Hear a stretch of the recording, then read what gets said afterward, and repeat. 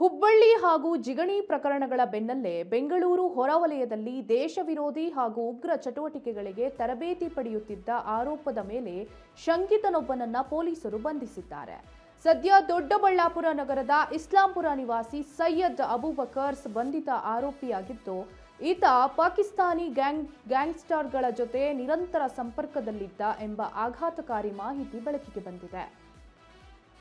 ಇನ್ನು ಕೇಂದ್ರ ಗುಪ್ತಚರ ಇಲಾಖೆ ಹಾಗೂ ಕೌಂಟರ್ ಇಂಟೆಲಿಜೆನ್ಸ್ ಸೆಲ್ ನೀಡಿದ ಖಚಿತ ಮಾಹಿತಿಯ ಮೇರೆಗೆ ದೊಡ್ಡಬಳ್ಳಾಪುರ ನಗರ ಠಾಣೆ ಪೊಲೀಸರು ಆತನ ಮೇಲೆ ದಾಳಿ ನಡೆಸಿ ಹೆಡೆಮುರಿ ಕಟ್ಟಿದ್ದಾರೆ. ಇದೇ ವೇಳೆ ಬಂಧಿತ ಸೈಯದ್ ಅಬೂಬಕರ್ ವಿರುದ್ಧ BNS 113 ಹಾಗೂ 197 ಸೆಕ್ಷನ್ಗಳ ಅಡಿಯಲ್ಲಿ ದೊಡ್ಡಬಳ್ಳಾಪುರ ನಗರ ಪೊಲೀಸ್ ಠಾಣೆಯಲ್ಲಿ ಪ್ರಕರಣ ದಾಖಲಿಸಲಾಗಿದೆ. ಪಾಕಿಸ್ತಾನಿ ಗ್ಯಾಂಗ್ ಜೊತೆ ಹಣಕಾಸಿನ ವಹಿವಾಟು ಹೇಗೆ ನಡೆಯುತ್ತಿತ್ತು, ಸ್ಥಳೀಯವಾಗಿ ಇವನಿಗೆ ಬೇರೆ ಯಾರಾದರೂ ಸಾಥ್ ನೀಡುತ್ತಿದ್ದರಾ ಎಂಬ ಎಲ್ಲ ಆಯಾಮಗಳಲ್ಲಿ ಪೊಲೀಸರು ತನಿಖೆಯನ್ನ ಚುರುಕುಗೊಳಿಸಿದ್ದಾರೆ.